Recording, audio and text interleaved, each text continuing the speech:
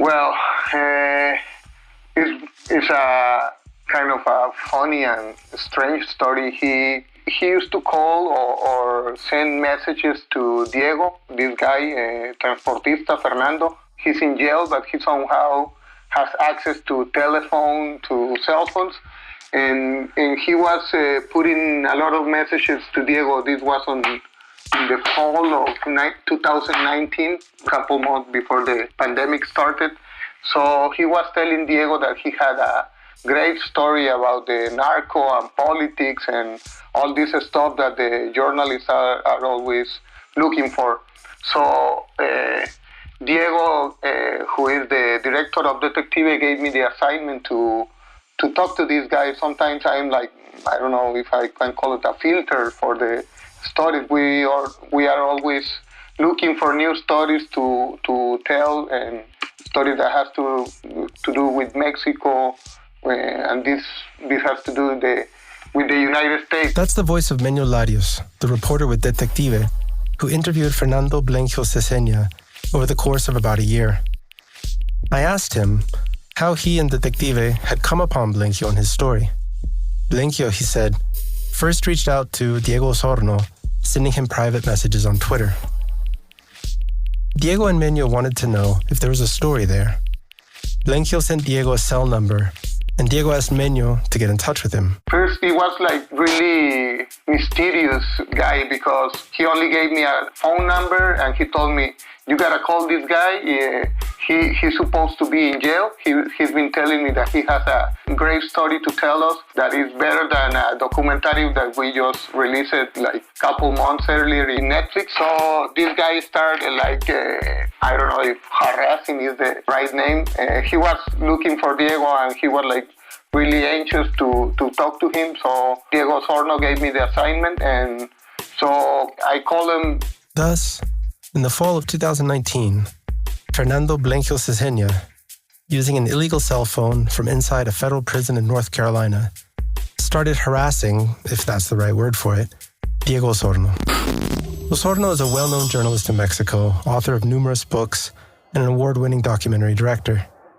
In May 2019, Osorno and Detective released 1994, a documentary series profiling the Zapatista uprising in Chiapas and the assassination of the Mexican presidential candidate Luis Donaldo Colosio in Tijuana. Menyo himself was one of the lead investigators on the series. After 1994 aired, Blenquio began writing to Diego, offering him a story, a great story, the kind of story that journalists are always looking for, a story that would, he said, be better than the Zapatista rebellion and the murder of Colosio. Blenquio does not lack confidence in the value of the story he has to tell. Diego assigned the story to Menyo, who then spoke with, exchanged messages with, and interviewed Blenquio over the course of about 10 months between October 2019 and August 2020. He recorded 3 long conversations with Blenquio beginning in December 2019. The first calls, made to an illegal cell phone inside the prison, had poor quality audio. So they decided to record Blenquio's responses to questions using WhatsApp audio files. They used these files for the Spanish-language podcast Transportista. Actualmente me encuentro en una prisión en Carolina del Norte llamada Rivers Correctional Facility. And then they asked the amazing actor Joaquin Cosio to record English translations of Blenquio's audio files. I'm currently locked up in a prison in North Carolina called Rivers Correctional Facility. In what follows, I'll retell a shorter version of the story Blenquio told Detective, using the transcripts, audio, and recordings of Cosio reading for Blenquio in English. I'll mostly try to stay out of this story, to hold my reactions and questions and analysis for later. But before I can do that, the way Blenquio talks about women was the first thing that struck me when I listened to his story.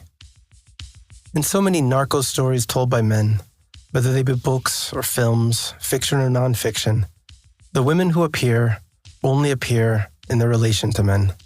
And that relationship is almost always one of a sexual nature. The women in these stories, as told by men, are girlfriends, lovers, wives, and sex workers. Occasionally, women make brief appearances, abstracted from the realm of sexual service, as mothers and daughters. Most of the time, these women's lives are either destroyed, threatened, or saved by the male villains and heroes. Few and far between are the works dealing with the drug trafficking, drug war industry, written by men, that would pass any variation of the Bechdel-Wallace test.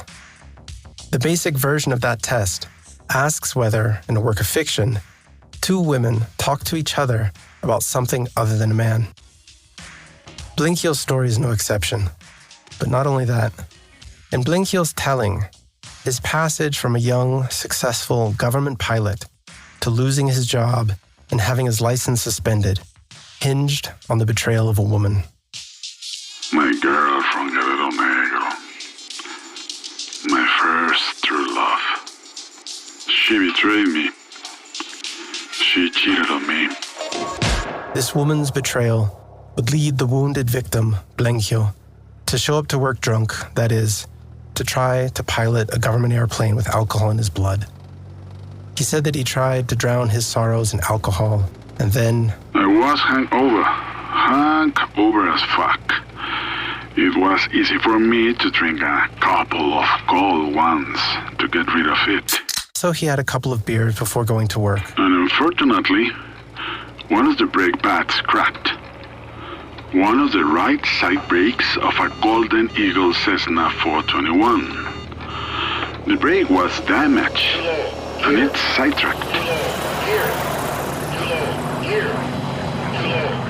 The plane went off the runway and crashed. No one was injured, but... It all went to hell from there when they saw my blood's alcohol level. My license was revoked. So, as Blinkhiel tells it, a woman's betrayal would lead him to a life of crime. Later in his story, however, Blinkhiel describes his first stint in jail as follows. It was a mixed prison, so to say. There were men and women inside. We could meet with the women at a certain recreation hours. Just picture the conjugal visits, the amenities, the alcohol, the phones. We didn't want for anything, fortunately. Blinkhiel is describing the year or so he spent in a prison in Baja California in the early 1990s, and the cozy relationships he and his employers shared with prison officials. With all those privileges in La Paz, visits were pretty frequent. Female visits. Híjole, such fun times, man. Even in the wardens and the deputy's offices, I would receive my visitors. Just imagine I lived like a rock star. Because I was so popular in the region. Young, pretty good looking. It was like a fashion runway. So nice to remember, man. So many of them, so many. Things got a bit complicated with my wife. She obviously called me on it, and, well, I tell her what I always say. As long as you don't see anything, it's like it never happened. The way Blinkhiel describes women, and his relationship to women, and the hypocrisy with which he describes the pain of suffering betrayal, and then invalidates his wife's pain upon suffering his betrayal. As long as you don't see anything, it's like it never happened. Were precisely what caused me to mistrust Blinkhiel from the very beginning of his story. In January 2021, colleagues at Detective reached out to me about a curious individual they'd been interviewing using a clandestine cell phone from inside a prison in North Carolina. The man claimed to have worked as a pilot, entrepreneur, and air logistics coordinator in the international drug trade for some 30 years. My friends at Detective produced a podcast in Spanish and wanted to know if I'd be interested in working on a sister podcast in English, looking into this man and his story. Sure, I said, but I'd need to do my own investigation and see what I can find. Detective invited the legendary Mexican actor Joaquin Cosio to read the English translations of Transportista's quoted interviews with Millonarios. My name, desgraciadamente, is John Gibler, and this, in a sense, is Transportista. Episode 4, Nepotism.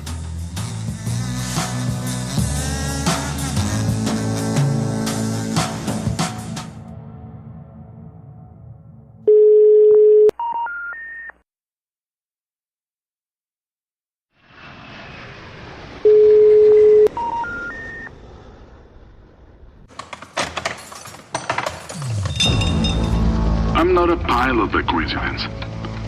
There were a series of circumstances that let me move more quickly into my career. Fernando Blenquio Seseña was born in 1961 into an upper-middle-class family in Baja California. He told Meño that his paternal grandfather was a radio operator and his father was an accountant. Both had worked for Mexico's public airline company, Mexicana de Aviación. His father, also a professional musician, used to take Fernando and his siblings to the airport to visit the control tower when they were little. Blenquio went to school in Baja California and Mexico City. His parents then paid for him to attend flight school in San Diego, California. There, Blenquio met and became friends with Carlos Vega de la Madrid, the brother of Kiko de la Madrid, who would become the governor of Baja California from 2013 to 2019.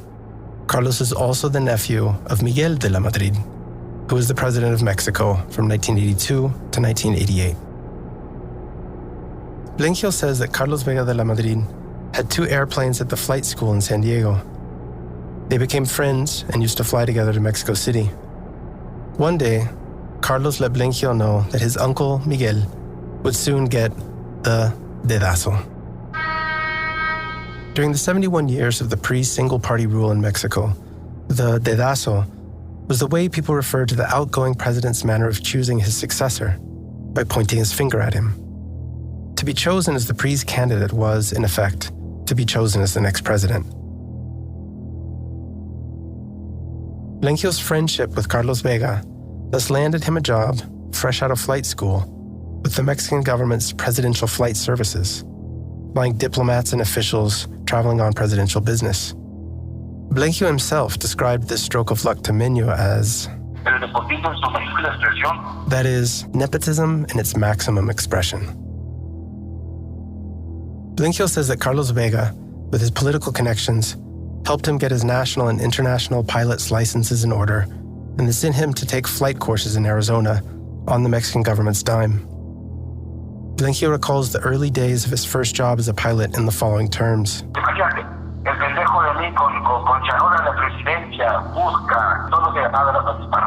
Imagine, he says, me as this young upstart with a presidential badge, a pistol, and a free car. It was insane. Everything I earned, I spent on getting drunk. It was in this context that Blenquio told the story of heartbreak. My girl from Guerrero Negro, my first true love. She betrayed me. She cheated on me. And getting wasted, waking up the next day with a blistering hangover, drinking a few beers at the airport to ease that hangover before flying, and then getting busted with alcohol in his blood while piloting a federal government plane in Zamora, Michoacan. After that incident, the government fired him and suspended his license. It all went to hell from there. My license was revoked. Blenquio went to work selling cars with a cousin in Mexico City. He started making money, bought a few cars for himself, and then nearly killed himself in an accident in Guadalajara. His dad went to pick him up and took him back to Baja California. He started a motorcycle repair shop and got into motocross. Then he ran into an old high school friend with an air cargo service for fisheries and asked him for a job. At that time, one did not need a pilot's license to fly the small aircraft used to look for tuna near the coast. The friend gave him a job, and Blenquio started flying tuna search planes. At some point, the friend took Blenquio to meet his uncle, Chava Covarrubias. Before all this, I already knew who Chava Covarrubias was. A famous pilot from Ensenada. Word on the street was that Chava transport marijuana. He'd been locked up. Everybody knew it. He was kind of an urban legend, you could say. The urban legend would soon offer Blenquio some side jobs that paid quite a bit more than spotting tuna. On my first job, let's say at the service of drug traffickers, I refueled a gas turbine plane. A plane that flew back to Colombia. They paid me $7,000. I actually received 4. The rest never came. Blenchio did another refueling job and was set to do a third one when the scheduled co-pilot bowed out at the last minute. Supposedly, Saúl Filoso Romero was going to be Chava's co-pilot into the United States. But he got cold feet and excused himself, saying he had diarrhea. Blenchio's friend encouraged him to step in for the pilot with cold feet. So he told me, go for it. Go for it. It's your chance. Don't be a wuss. Do it. And well, you know me. I went for it. And he indeed went for it. And that would only be the beginning.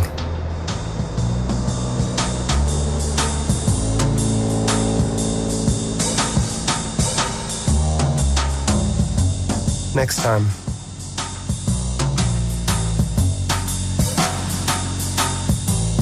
Transportista is a Detective production with Exile Content Studio in partnership with iHeartRadio's My Cultura podcast network. Directed and narrated by John Gibler. Transportista's voice by Joaquin Cosillo. Editing and sound design by Fernando de la Rosa and Pedro G. Garcia. Reporting by John Gibler and Menyo Larios. Produced by Julio Gonzalez. Voice recording by Hugo Merino and Rene Garcia. Transportista's interviews translated by Carla Ruiz Argaiz. Production supervision by Nando Vila and Álvaro Céspedes. Associate producers Alonso Aguilar and Alejandro Duran. Diego Enrique Osorno is the creator and executive producer along with Daniel Eilenberg and Isaac Lee. Executive producers for iHeartMedia are Connell Byrne and Giselle Bunces. For more podcasts from iHeart, visit the iHeartRadio app, Apple Podcasts, or wherever you listen to your favorite shows.